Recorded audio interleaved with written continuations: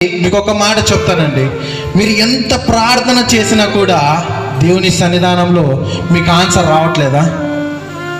అయితే మీకు ఒక గుడ్ న్యూస్, జాగ్రత్తగా వినండి. మీకు ఒక శుభవార్త. మీరు గంటల కొద్దీ ప్రార్థన చేస్తున్నారు, ఎన్నో సంవత్సరాల నుండి ఒక దానికోసం ప్రార్థన చేస్తున్నారు. ఇక్కడున్న వారిలో మీకు అది మీరు పొందుకోలేదు, లేదంటే నా ప్రార్థన వినలేదని నువ్వు అనుకుంటున్నావా? అయితే మీకు ఒక శుభవార్త. రానున్న రోజుల్లో దేవుడు నీవు ఏదైతే ప్రార్థన చేశావో, ఈ గ్యాప్ ఉంది కదా, లేట్ చేస్తున్నాడు కదా, ఆ లేట్లో దేవుడు ఏం చేస్తున్నాడు తెలుసా? నీవు ఏదైతే అడుగుతుంటున్నావో దాన్ని వెయ్యంతలుగా ఇవ్వాలని ఆయన సిద్ధపరుస్తున్నాడు. హల్లెలూయా!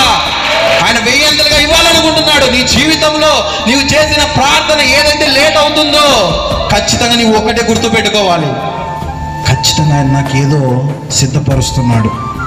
నిరీక్షణ కలిగి ఉండాలి. చాలామంది స్టార్టింగ్ నుంచి అడుగుతారు, అడుగుతూనే ఉంటారు. అయితే చివరి వరకు వచ్చేసరికి ఆ ప్రార్థన మర్చిపోతారు. అయితే నువ్వు అదే నిరీక్షణ కలిగి నువ్వు ఎప్పుడైతే ప్రార్థన చేస్తావో ఖచ్చితంగా కార్యము నువ్వు పొందుకుంటావు. అంతే.